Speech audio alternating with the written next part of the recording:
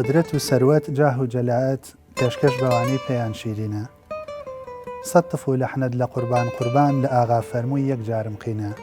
خۆم زەلیل ناکەم بۆ فلس و دینار، ئەویش لە سایەی غیرەتی دینە. هەیهوو چەند دوورین من و نۆکەری، ئەمەش هەر جۆری کاسە لێسینە. سەلام سەیدی وەرمەنە دینار، خویەکی پیس و زۆر ناشرینە. مامۆستا مەلا حەسەنی دزڵی. بینەرانی ئازیز و خۆشەویست، سڵاوتان لێبێ و کاتتان باش. خۆشحاڵ و شادومانم ئەڵلقەیەکی نوێی بەرنامەی بانیژەدان پێشکەشەکەم. گفتوگۆی ئەمجارە و باس و خواسی ئەمجارەی بەرنامەی بانیژە باس لە جیهانبینی و دنیابینی و شعر و ئیستاتیکا و ڕوانینی شاعیرێکی تایبەت و زانا و عاریف و مەلایەکی گەورەی هەورامان بە ناوی مامۆستا مەلا حەسەنی دزڵیەکەم. گفتوگۆکەم درێژە پێدەم لەگەڵ هەردوو بەڕێز مامۆستا ڕەوفی مەحموودپور، ڕەخنەکاری ئەدەبی و توێژەری دنیای ئەدەبیات کە هاوەخت بەڕێزیان هاودەی مامۆستا مەلا حەسەنی دزڵین کە بەڕێزیان ئەرکیان کێشا و گەورەیان ناندوە لە ڕۆژهەڵاتەوە هاتوون بۆ لەمان. و هەروەها لەگەڵ زۆر بەڕێز دکتۆر ئیبراهیم حاجی زەڵمی، پسپۆڕی بواری کۆمەڵناسی و شورۆڤەکاری ئەدەبیات، بە خێراتتانەکەم زۆر زۆر بەخێر بێن. مامۆستا گیان باش ئەزانین کە شیعری هەورامی یان با بڵێن شعری بە هەورامی نووسرا و جیهانبینیکی تایبەتی هەیە و بە جۆرێک لە جۆرەکان کۆڵێک ڕەگوڕیشەی هەیە و مێژوویەکی دێرینی هەیە. ئەمە ئەمڕۆ باس لە یەکێک لە دانسقەترین و دەگمەنترین شاعرینە و ئەو جیهانبینی بکەین. مەلا حەسەنی دزڵی بە زانا ناوی هاتووە، بە عارف ناوی هاتووە، بە مەلایەکی گەورە ناوی هاتووە، بە شەرعزان و کەسێکی دیاریبواری ئاین ناوی هاتووە و هەروەها لە ناو شعرەکانیشە ئێمە ئەو جیهانبینی کە لەسەر کۆمەڵگە هەیەی ئەبینینەوە. ئەمڕۆ ئەمەوێ باس لە شاعیرێتی مامۆستا مەلا حەسەنی دزڵی بکەم. کاک ڕەوف لە بەڕێستەوە دەست پێ بکەم وەک هاودەیەکی مامۆستا مەلا حەسەنی دزڵی. چۆن نتوانین مامۆستا مەلا حەسەنی دزڵیمان پێ بناسێنی، نیشتەجێبوونی سەروبەندی ژیانی پەیوەندی لەگەڵ شاعرا چۆن نتوانین لە کورتەیەک ئەگەر بۆمان بناسێنی؟ سوپاس دەکەم. بەڵێ منیش سڵام من خزم بە توشمانە و هەرپاسە گردووا کەسانە کە بەنامەکەی وینا یا مژنەوەش ئینشاءڵڵا تامی گفتوگۆیەوە عال کەرمێکی بارەوە. بەڵێ پاسان ڕەوت و شعری هەورامی یا ڕەوتی شعری هەورامی پیشینێوە باگراوەندێەوە تایبەتشن چنددانە قۆناغی بڕۆ و خەرمانێەوە دەوڵەمەند نشن بەڕاستی. بەڵام چێگەنێمە بەحسمان سەر و مەلا حەسەن و دزڵی و قۆناغی مامۆستا مەلا حەسەنی دزڵیە.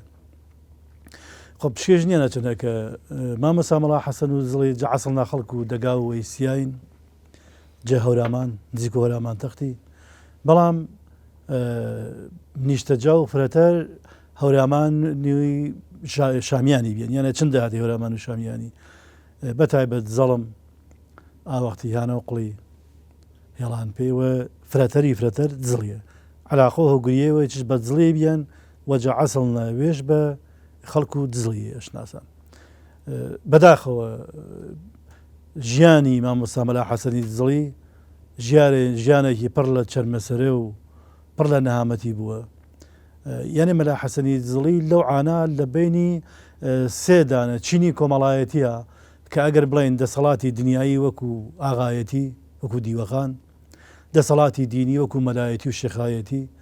و خەڵکی ئاپەڕەی جەماوەریچ. مامۆستا مەلا حەسەن ژیان جۆری ژیانی ناو ئاپۆرایی جەماوەری هەڵبژاردووە، یعنی بەکردەوە ویستویەتی لە ناو ئەو خەڵکە ڕەش و ڕووتانە بژیت، بەڵام سەربەرزانە. زۆر باشە. کاکی دکتۆر بەیام هیچ سەرنجێکی ئیزافەیەکی هەیە لەسەر ژیانەکەی جیهانبینی مامۆستا پەیوەندیەکانی شتێک لەو بارەیەوە گەر ئیزافەیەکت هەبێت؟ بەڵێ سڵاو ڕێزم بۆ خۆت بۆ بەرنامەکەت سەرەتا بۆ بینەرانی خۆشەویست. وەک مامۆستای هاوڕێم فەرمووی مامۆستا مەلا حەسەنی دزڵی تەمەنێک زۆر لە ژیانی لەو گوندانی شامیان ئەگەرچی خۆی لە وەیسیا لەدایک بووە لە گوندەکانی دزڵی و خورماڵ و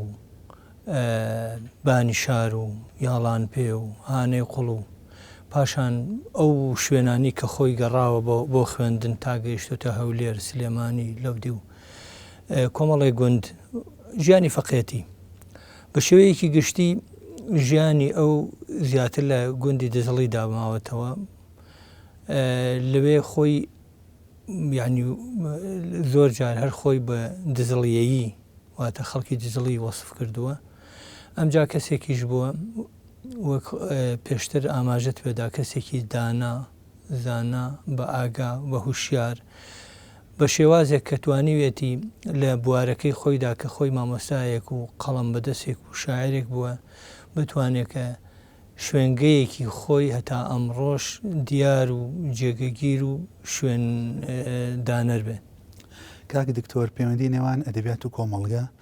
ئەوەی کە بە سۆسیۆلۆژیای ئەدەبیا بە کۆمەڵناسی ئەدەب باس کراوە هەیە پەیوەندێکی لێمێژینەیە هەردووکیان کاریگەریان لە یەکتر وەرگتووە بە ڕێزیشتان لە چەند بەحسێکدا ئیشان لەسەر کردووە. کاریگەری ژینگە و دەوروبەر لەسەر مەلا حەسەنی دزڵی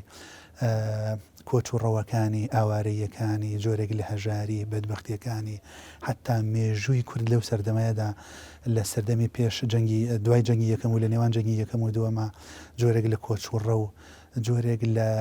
باری ئابووری و بەدبەختی لەو سەردەمەیە ئەتوانین وا بڵێن کە ئەمە ڕاستەخۆ لە ناو شارەکانی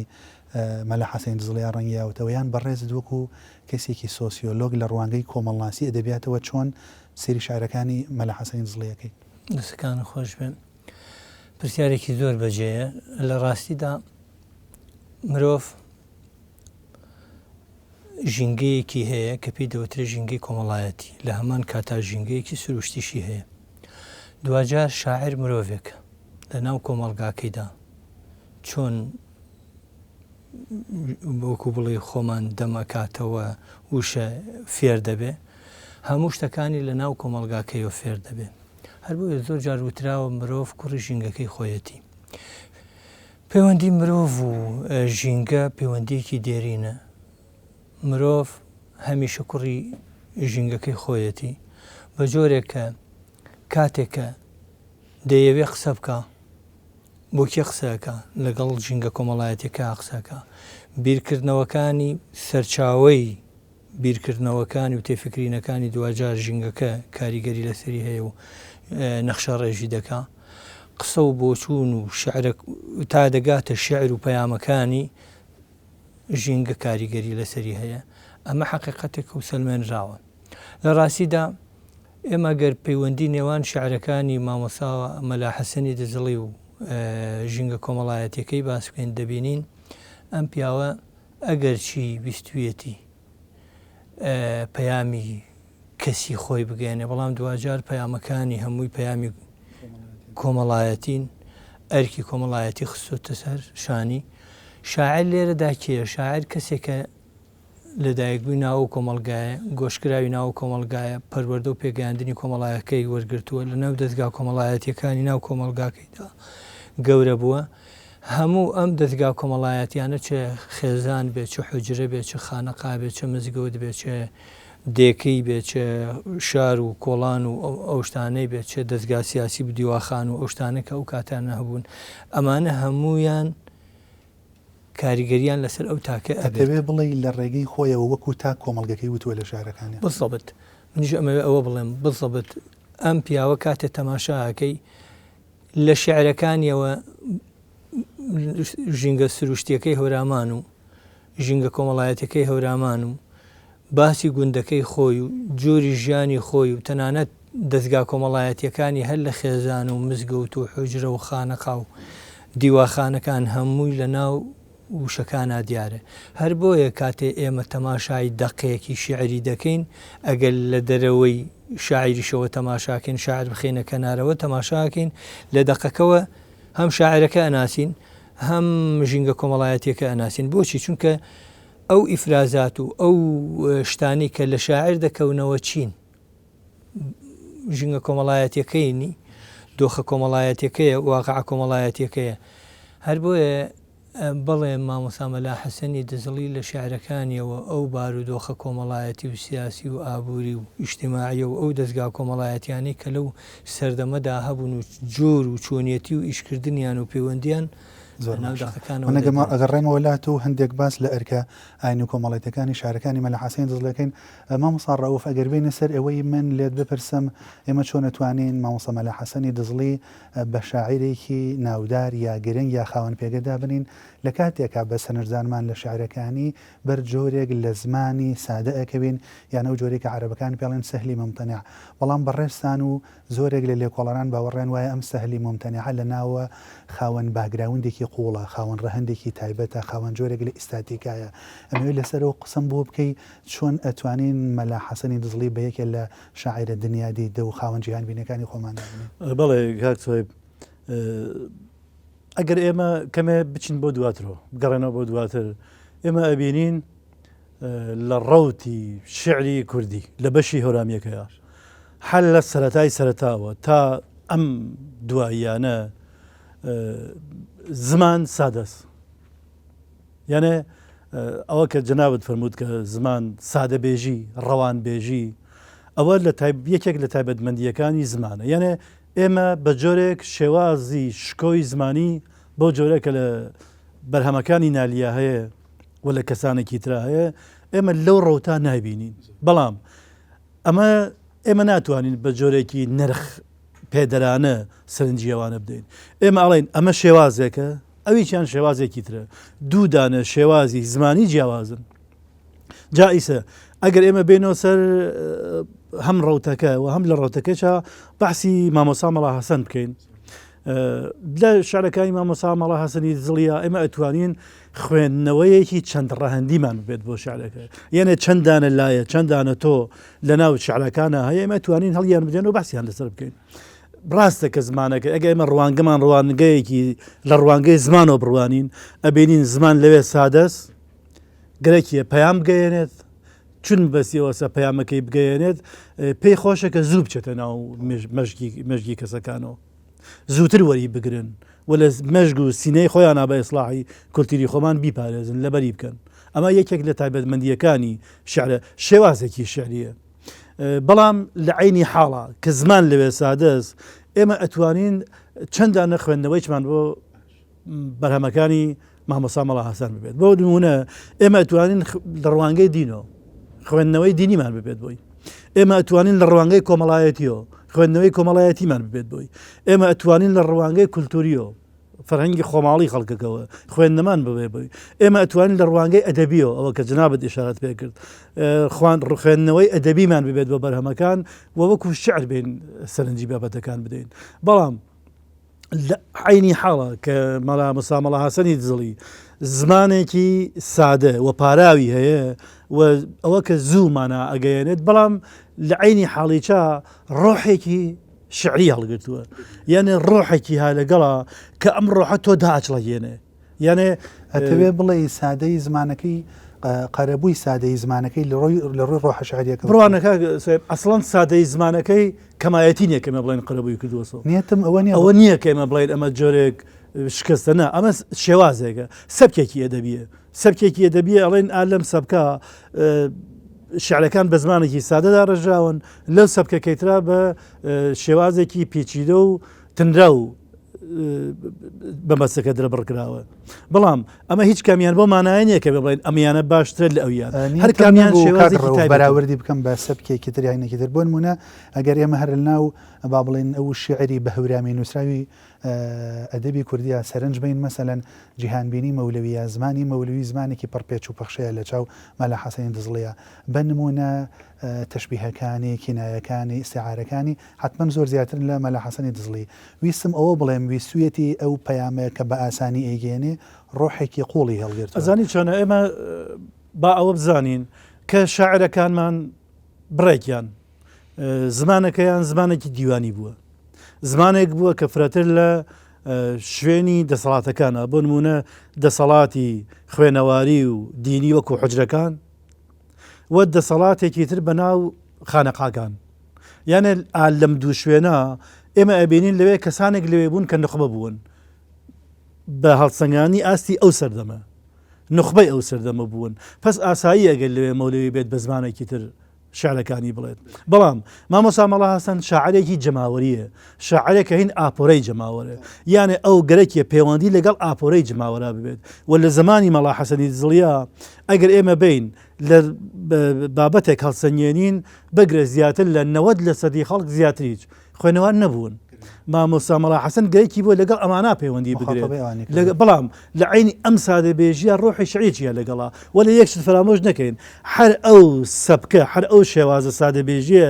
چۆن لە شعرەکانی مەڵا حەسەنا هەست لە شعرەکانی مامۆستا مەولەوی هەست بۆ نمونە مامۆستا مەڵا حەسەن مامۆستا مەولەویژێ چەساوان ئازیز لێم نادیارن سەیری کائینات نەدیدەم خارن یعنی هەموو کەسێک ئەم پەیامە ئەگرێتر کە مامۆستا بەڵام کەسانێک کە نخبە بن ئەتوانن ئەمە بگەڕێنە بۆ شوێنێکی تریچ زۆر باش ئەوە نخبەکان کە تێن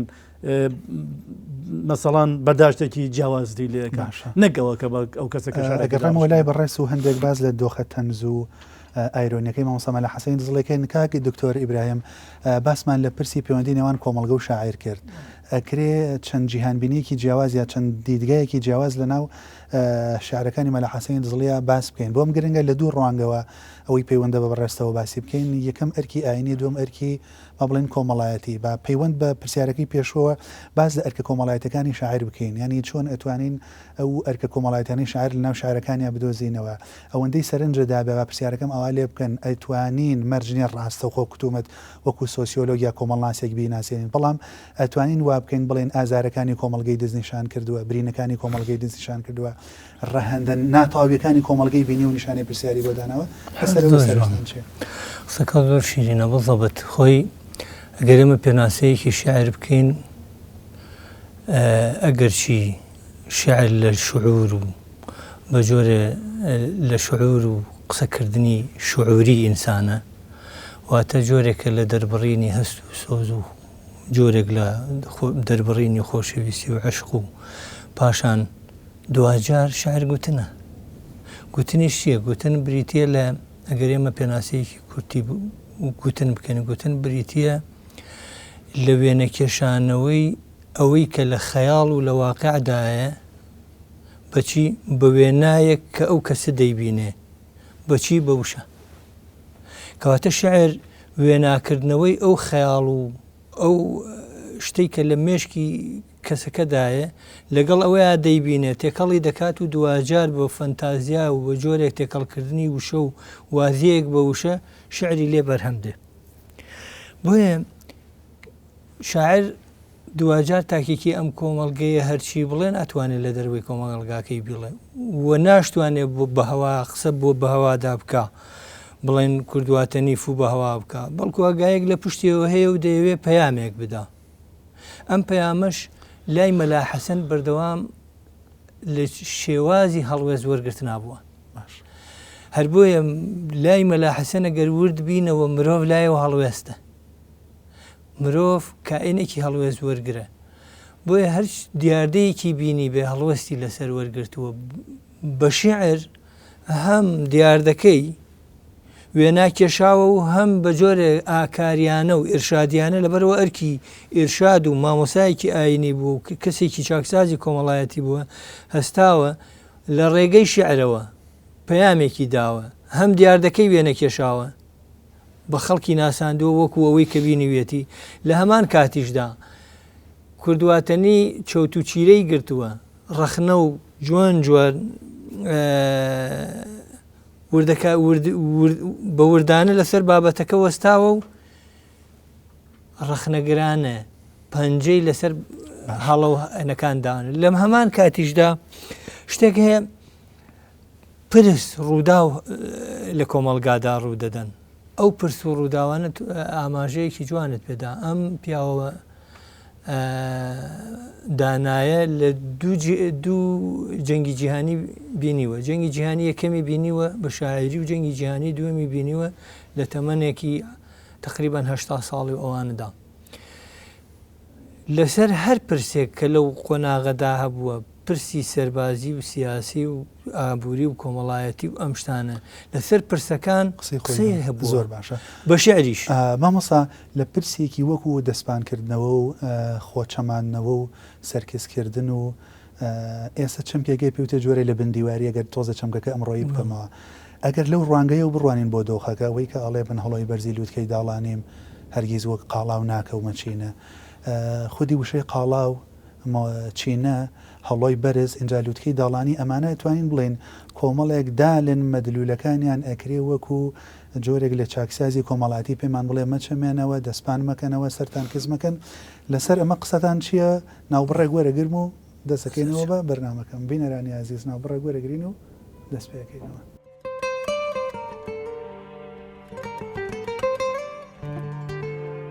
بینەرانی خۆشەویست هاتمەوەلاتان کاکی تۆر لە پێش ناوبڕەکەەوە باسی و دێڕێمە لە حەسەنی دزڵیمان کرد کە زۆر بە ناوبانگە و ئەکرێ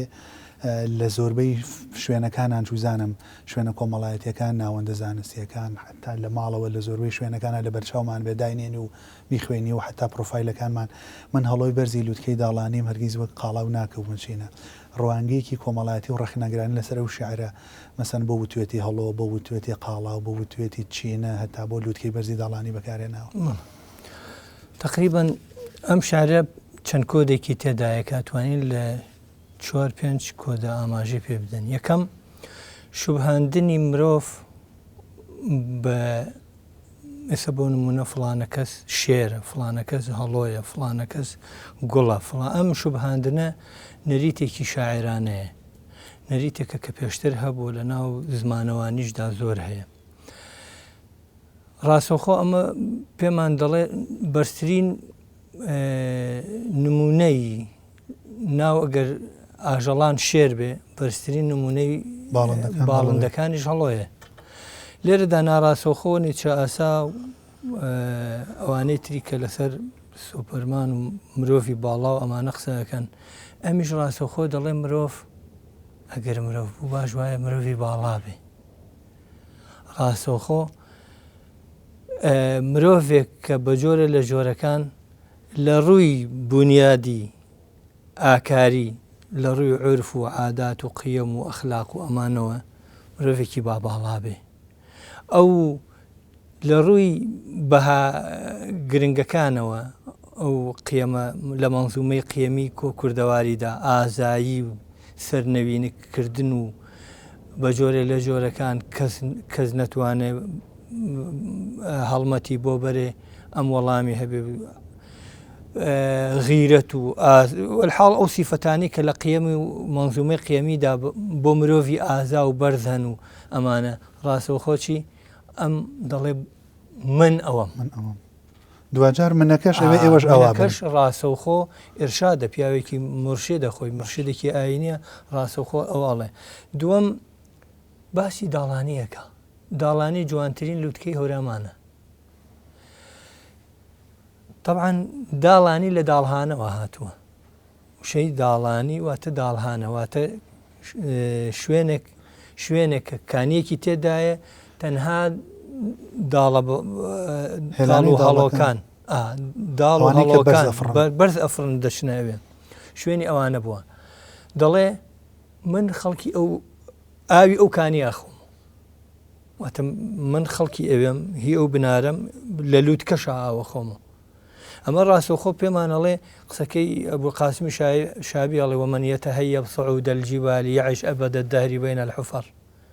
ئەوەی کە نەتوانە ڕۆ و لووتکە بڕوات با لە دۆڵەکانە بمێنێتەوە بۆ خۆی ناڕاستەوخۆ. ئەمیش دەڵێ مرۆڤ ئەگەر کامەڵ بێ مرۆڤی باڵا بێ لە خوارەوە ناوەسە دەچێت بۆ لووتکە هەبێ لە خوارەوە چینە ناکە. نمونێ قاڵاوی هەناوەتەوە قاڵاو تەبیعەتێکی هەیە قاڵاو لە هەندێک ناوچەش پێڵەن قەلە ڕەشیش هەندێک قاڵاویش هەیە لای ئێمە بەردەوام بە جۆرە لە جۆرەکان ئەگەر چی توانای فڕینیان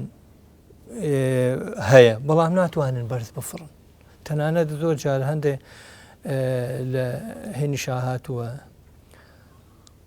ئەتوانێ بچێتە سەر هەڵۆ یا سەر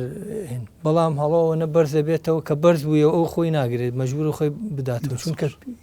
هی بەرز نییە. ئەڵێ من کەسی دەنی و خواری نیم لوی خوارم ناکەومە چینە بۆ دوو کۆدی تێدایە. چینەکردن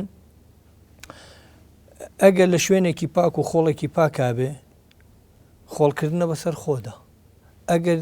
عادەتەن چینەی مریشک و چینەی قاڵاوانە لە شوێنەکایە لە شوێنی سەنێر و شوێنی پیسایی و ئەو شتانە دەچێت چینەکە خواردنی کەواتە بڵێ هەر لە بەرزایەکان کەواتە چ خواردنی چ نیشتنەوەی چ هینەکانی دەبێت لە شوێنی باڵادا دەستە خۆش بکات دۆسپاس بۆ ئەو وەڵامی بەڕێزت مامۆستا ڕەوف بابێ نەسەر بە پرسێکی وەکو تەنس یاوەی پێوترێ ئایرۆنی یا دەمتەڕی یا جۆرێک لە تیتاڵی گوتن یان بڕێجار لاساییکردنەوە هەندێک جار بە گلەییکردنیش لەناو دەقی شارەکانی مەلا حەسەنی دزڵی هاتووە ئێمە لە پێش دنیابینی مەلا حەسەنی دزڵیەوە لە ناو ئەدەبیاتی هەورامانە لە فۆلکلۆرەکەیە کەم تا زۆرێک هەمانە بەڵام لە ناو ئەدەبی نووسراومانە کەمە مەلا حەسەنی دزڵی بۆچی بەر ئەم پرسە ئەکەوێت یان چۆن ئەتوانین بڕوانی نەشارەکانی مەلا حەسەنی دزڵی لە ڕوانگەی تەنەزگوتنەوە تەنزەکانی مەلا حەسەنی دزڵی لە چ ئاستێک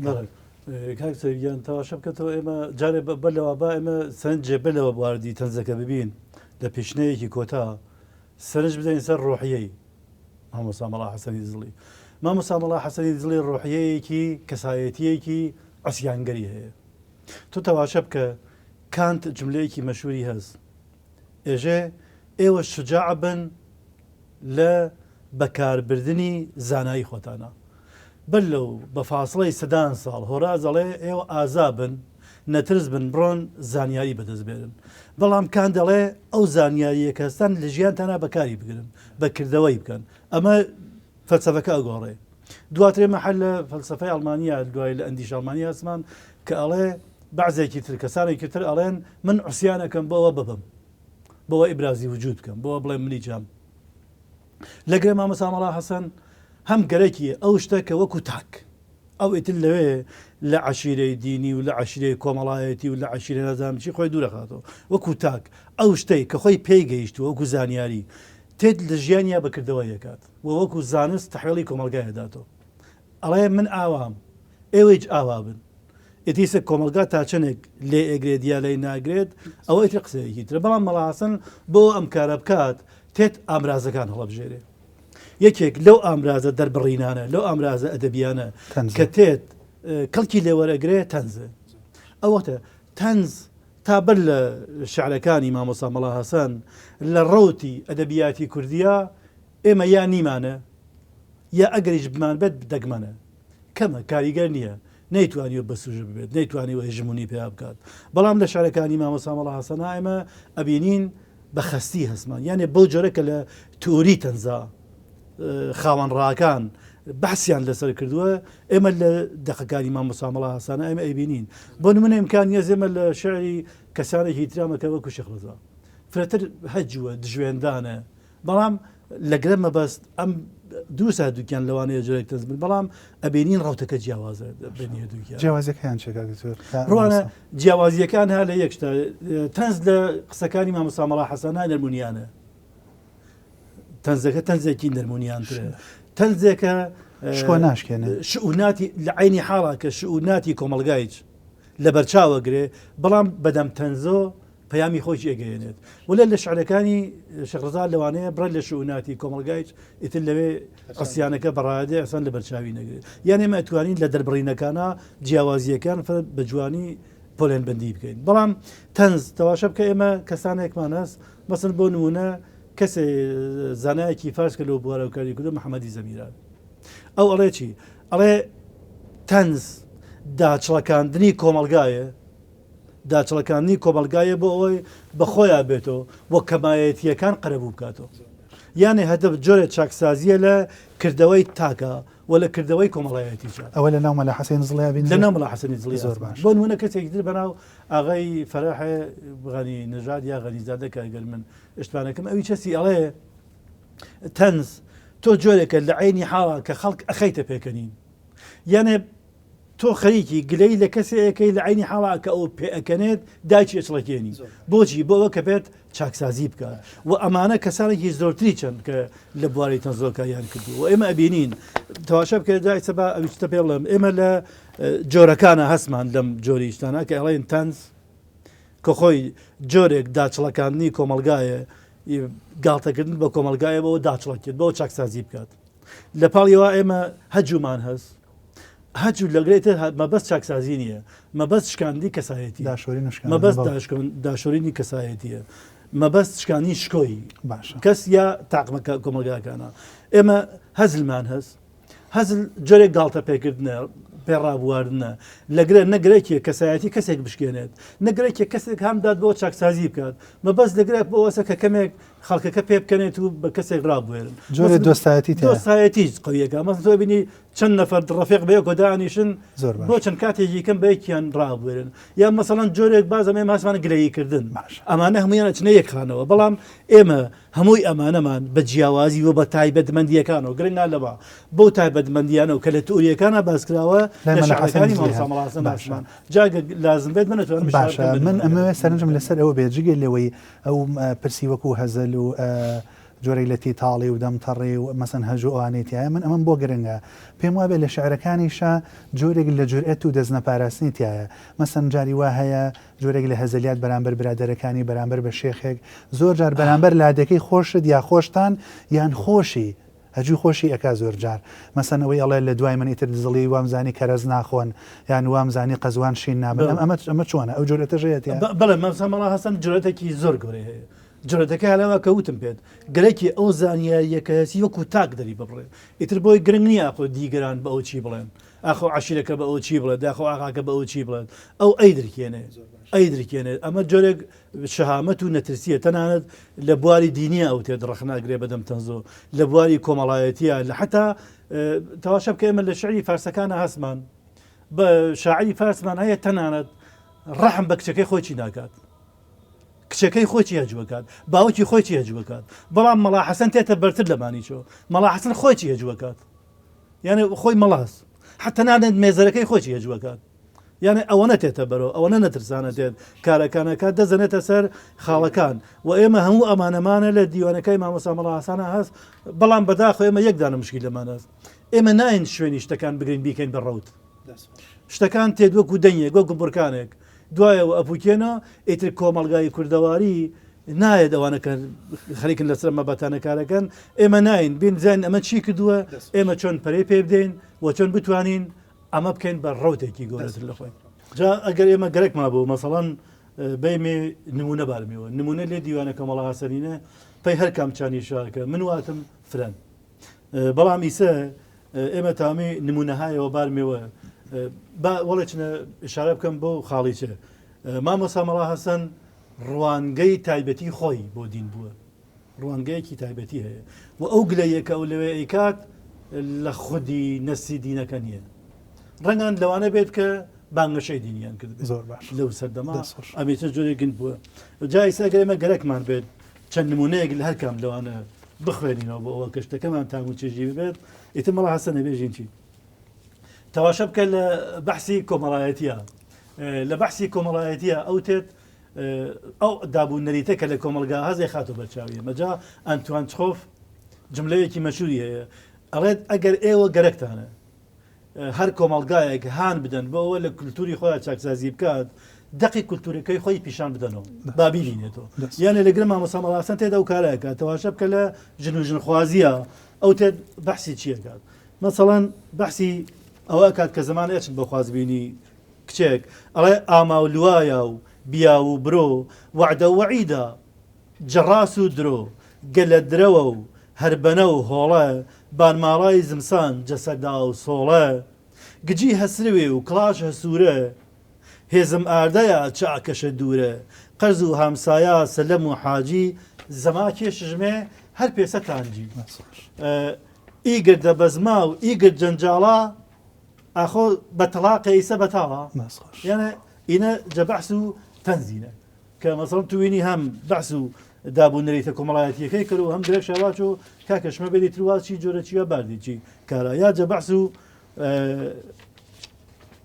هەجوینە وەبزەم لە شوێنێکیشە هەجوو خۆیەکە باس ئەسەرێت مەسا مەهینی خۆیەسی ئەژێ لوت سەرە قاڵنگ سەرە کالیارن بەخۆی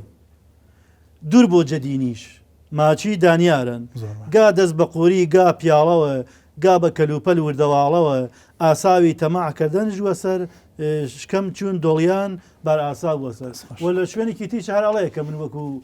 توکم فشۆڵاشکردن چون وەرج دەرعباڕا و نازانم چی ئەمانە زۆرن کە ئێمە لەگرە فقط بەحسی نمونەهایەکی دەستە خۆش بێ ئوستازیانەوانە نمونەگەلێکی زۆر زۆر باش بوون کاک دکتۆر برایم ئەمە ئەو بکەم بە سەرنج ئەوەی کە خۆی ئەڵێ دوور بێ لە دینی خۆم ینی قسە لەسەر خۆی ئەڵێ بەزەڵی دوور بێ لە دینەکەم ینی ئێوەی بڵێ خۆم جیام لە دینەکەم قسەت لەسەر ئەو پرسە چییە جیهانبینی مەلا حەسەنی دزڵی جیهانبینی ئاینیەکەی لەو شوێنەیە کە هەستەکەی جۆرێک لە نەقدی دینی کردووە بەڵام زۆرێک لە توێژانان ئاماژە بەوەکەن باز لە خودی دین ناکە باز لە سیستمی دینداریەکە یان باز لەو تاکانەکە کە بە ناوی دینەوە شتیان کردووە سەرنج لەسەرەوە چیە؟ بڵسەبەت ئەم پیاوە بەڕاستی پیاوێکی دانا و عالم بوو یەکێک بووە لە ئەزهەر وانەی وتوەتەوە ینی یەکێکە ینی لە ڕووی مەعریفەوەی عیلمیەوە زۆر پێشەنگ بووە تەنانەت لە پرسی عەقیدەشدا عەقیدەی ئەشعەری بەجێ هێشتووە بوو ینی لە هەندێک دەغدا من دەسم کەوتووە بە تایبەت لەو پرسەی کە ئەڵێ تەکلیفی مالایۆتاق ئەشعەری ئەڵێ جایزە ئەم ئەڵێ لا یوجاز یعنی وەکو تەکلیفێک کە ئینسان نەتوانێت لە بیخاتە سەرشانی ئەوڵێ لا یوجاز ینی جایز نییە تەحمیلی بڵێن مالایۆتاقیش هەر بەلای ئەوە ینی لا یوجازە ینی بە جۆرە لە جۆرەکان ڕێک دەچێتە سەر عەقیدەی ئەشعەری جێ دەهێڵێ دەچێتە سەر ماتوریدی بەوەی کە پێی وایە مرۆڤ سەنتەرە هەر شتێک کە شکۆمەندی مرۆڤی لەگەڵا بێ سەنتەرە و عەقڵیش وەک چۆن مەناتی تەکلیفە دەڵێ عەقڵ پێش یعنی جیاواز تەنها ئەشعەری و ماتوریدی ئەم تقریبان ئەم بیرکردنەوەیان هەبوو ئەم باوەڕی وایە کە لە بوارێک ئیجتیماعیەکەدا عەقڵ پێشە تا دەق ئەمە بە جۆرێ لە جۆرەکان جیاوازی ئەو بووە پاشان ڕەخنە لە تەبعاً سێ شت هەن دین دیندار دینداری ئەو ڕەخنەی لە دین نییە ئەو پیاوی دینیشە یعنی بە جۆرێک دەیەوێت دین بە شێوازێکی جوان بچێتەوە بەڵام بۆ نەمەتە دینداری کە ئەو دیندارانەی ئەو سەردەمە هەیان بووە لە دەقێکی شاریدا دەڵێت دوورجێ هەیاهوو دەروێش و سۆفی و شت هەبوو دیارە ئەو نەچوەتە هیچ تەریقەتێکەوە بەجیا لەو سەردەمی تەریقەتە کە تەریقەی نەقشی زاڵ بووە ئەو وتوی چوەتە دەرەوە دوورجە هەیاهوو گێرە و کێشەنە هەورامان ماوە قەنیات پیشەنە زوو تەلاقمدان خاتمەی کەلام بڕێنم تڕ و دنیای وەسەلام یعنی لە ڕووی زوهدەوە ئەو پێی وایە زوهد یعنی جیاواز لەوەی زوهد ئەوە نییە تۆ خۆت هێن بکەیت خۆت بگریتەوە ئەبێت یا تا بێشتەکە ئەبێ زوهد لە ناو خۆتەوە بۆ دەرەوەی خۆت باش یعنی لێرەدا ئەڵێم من بە قسەی ینی ناڕاستەخۆ لە تەفسیلی شعرەکاتیایەتی ئەڵەی بە قسەی خەڵک من خۆم زوهد بکەم ئەوە زوهد نییە باشە ئەش ویسوشێتی بڵێ من دنیام تەلاقدا و خەریکی خواپەرسێ باشە هەندێک نمونەی هەیە لە بەرچاوترینیان ئەوەیە کە کەسێک ویسوێتی دوعایەک شتێکی وەکو نیشتە بۆ بپێچێتەوە و داوای لێ کردووە و بۆی بنێرە نەبیش لە دوعاکە شتێکی پێڵە و دوایی کە چاکە بێتەوە دوعاکە هەڵە پچڕم سیرەکەن شتەکە وانە ئەمە چۆنە ئەم پرسە دیارە لەو سەردەمەدا پرسی دوعا طبعا لە حەدیثە هاتووە الدعاء مخ العیبادە واتە مۆخی عیبادەت و پەرستش دوعاکردنە لەو سەردەمەدا خەریکە لە ڕێگەی ئەم عیبادەتەوە جۆرێک لە فرۆشتن و کڕین و فرۆشتن و ئەم شتانە دێتە ئاراوە کە بریتە لە نوشتەگرتنەوە و جۆرێک لە ئەفسانە تێکەڵ ئەکرێ ئەمیش وەک ئەرکێکی ئاینی وەک ئەرکێکی کۆمەڵایەتی وەک مرشدێکی ئیجتیماعی بسڵاح سازی زۆر جار ئەمە ڕەتەکاتەوە زۆر جاریش وەک مامۆستا فەرمووی بە شێوەی تەنس ڕەتی ئەکاتەوە یەکێ لە کوێخاکانی خورماڵ ئەو سەردەمە ناوی حەکیمە بێ بە حەکە مەشهورە کوێخا حەکە ئەینێرێ نەخۆشەکەوێت تاولەرزیە بێ ئەینێرن نەفرێک گەنێرێ بۆ هانەی قوڵ ئەڵێ بچۆ بۆ لای مامۆستا مەلا حەسەنی دزڵی بێ زەحمەت بڵێ دوعاە و شتەیەکم بۆ زۆر باش ئەویش کە دێت بەرحاڵ ئەمەی پێ بێتاقە دەبێ پێی ناخۆش دەبێت کە ینی کوێخایەک داوای نوشتاکە بەرحاڵ ئەنووسێ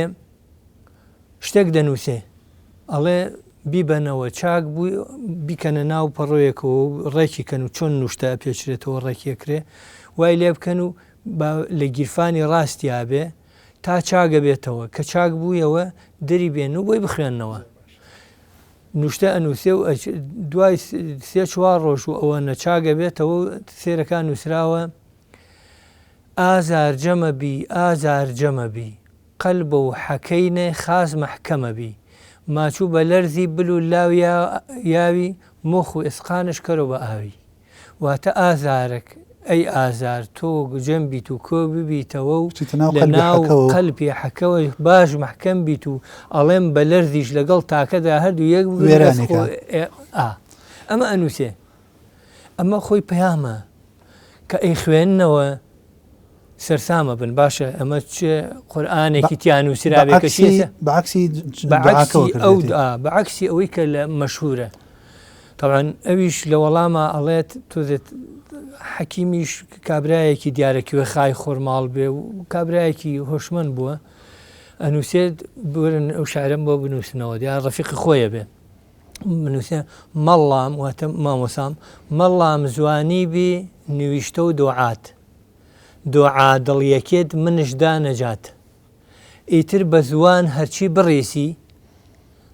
دڵ مشناس و مە نەمولیسی واتە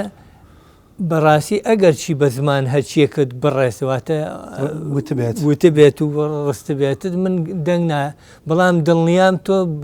لە دڵەوە دوعات بۆ من کردو بۆ یەکان چاک بوومە من بۆم گرنگە ئەوە ببەسینەوە بە پرسێکی وەکو ئینەمە الأعمال بالنیاتەوە زۆر باشە دەست خۆش مامۆستا پەیامەکە زۆر بە باشی گەشت کاک ڕەوف مامۆستا ڕۆڤەگەر وەکو دوا پرسیار بە کورتی وەڵام بیتەوە جیهانبینی ئەو سای مامۆستا مەلا حەسەنی دزڵی وەکو ڕەخنەکارێک لەگەڵ جیهانبینی ئێستەی ئێمە و لە ناو ڕخنی ئەدەبی و ئەدەبیاتی نوێماندا وەکو جۆرێک لە نوێخوازی جۆرێک لە جیهانبینی ئەو هێزەی ئەو لەو سەردەمای و هێزی ئێمە لەم ڕۆیە ئەگەر ئەوە بەسینەوە بەیەکەوە ئەگەر بە کورتی بێت زۆر کاکس تەماشەکە دوێدانە جملی جەمەڵا حەسەنی یەشانە کە ماچۆ من هەڵۆی لووتکەی بەرزی داڵانیم هەرگیز بە قاڵا ناکۆمەچینە وەیەگەتەی چەماچۆ هەیهوو چەند دوورین من و نۆکەری ئینە پێسە بوعدی ئیجتماعیەکەیش پێسە بوعدی ڕەخنەکاریەکەی چش بەڕاستی مامۆستا مەلا حەسەن بناغەوە فلعارژم تەنرێ و ئێمەش فێرێ کردیمێ وەختێکە دەقیقا ژوەرمێوە کە ئێمەش پێسە وێمە پێسە و تاکی ئاچیوە کە زانمێش بەیمێ درکردمێژ لێ کۆمەڵگاینە و بەوەشیەوە من ماچوو ڕەنگەن جیل و نەوەی نوێ نوێ مەحاڵ و هەورامانینە بە جۆرێک لە بیکیان وتووە بە دەقەکانی مامۆستا مەلا حەسەن تەنانە ئەگەر پێچی نەزانن یانێ لە ڕێگەی زەینی ناخۆداگای کۆمەلگاوە گواستراوەتەوە بۆ نەوەی نوێ ئەوەیە کە ئێمە ئیمڕۆ ئەبینین لە ناو جوانەکانمانە لە ناو ئەو قشتە کە ئیسا ئەوان لە عەرسەی وجودا ئێمە ئەبینین بە شێوەیەکی جددی هەم لە دەقا وەکو دەقی ئەدەبی وەکو شعری نوێ وەکو کورتە چیرۆک وەکو شان و نامەنووسین و هەم لە ڕەخنەی ئەدەبی چا ئێمە ئەبینین بە جۆرێکی جددی ئیمڕۆ سەری هەڵداوە و جۆرێک ڕنسانس جۆرێک خێزانەوە لە زمان و کولتور و دابوونەریتە سەری هەڵداوە کە ئاواتەخوازین بەڵام ئەمیچە منیش داواکارێکم لە ئێوە هەیە دەکاکە قەیچیەکە ئەوەی جاروبار با بەردامەیەکی وەرامیتان ببێ خۆ کاکە دەی کۆمەلگایت خوا بە جیاوازی خەلقی کردووە و ئێمەش بەشێکین لەو کۆمەلگا و ئەم بەرنامەیەکاتە لای ئێمە با بین بەنامەیەکیش بە هەرامی بگرن بە خاطرەوە وەڵامتان داوێتەوە بۆ ئاەتە کە باسی جیاوازیەکان ساگیان بەرنامەمان هەیە و بەرنامەی لە هەورامانەوە هەمانە پێشتر بەرنامەی ترمان هەبووە ئەم بەرنامەی جەنابتە بەستمە ئەمەش هەر ئەوە ئەتوانین بۆ خۆمان ئینشەڵڵا تەنها ئەوە هەیە سایلی بەرنامەکە وابووەگینا یەک دنیا جیهانبینی میوانی هەورامیشمان هەیە بە خاطرەوە کەوتم بەرنامەکەی جێکەوتووە لە ئەنگری هەیە دەستە خۆش بێ ئەوەتە دەیتر ئێمەش لەو درۆ خۆش دەستان خۆش بێ زۆر سپاس وەک هەمیشە پەیام ماڵی هەموو نووسەر و شێوەزار و کەس و شخصیت و ئایدەیەکی جیاوازە لە چوارچێوەیەکی دیاریکرا و تایبەتمەندە کە گرنگی بە بابەتی کۆمەڵاتی و ئاینداری بدات. زۆر زۆر سپاس سپاسانەکەم. پێشمەیەک ئاوات و سەرکەوتەی من مەمنونتانم زۆر زۆر سپاس کاک دکتۆر ئیبراهیم حاجی زەڵمی نووسەر و مامۆسای زانکۆ. زۆر بەڕێز کاک ڕەوفی مەحموودپور ڕەخنەکاری ئازیز و خۆشەویست بە خێراتن سەر و سەر چاوم. لە ڕاستیە مەلا حەسەنی دڵی زۆری ئەوێ بە هیوام توانی بێتمان بەرکوڵێکی کەم لە شارەکانی ئەو پیشانی بەردەنگ و بینەری ئێمە بین. بینەرانی ئازیز و خۆشەویستم هاتمە کۆتایی هەڵقەی ئەم جارەی بەرنامە تا بەرنامەیەکی تر و کاتێکی تر بەخوای گەورەتان ئەسپێرم. تەندروست بن.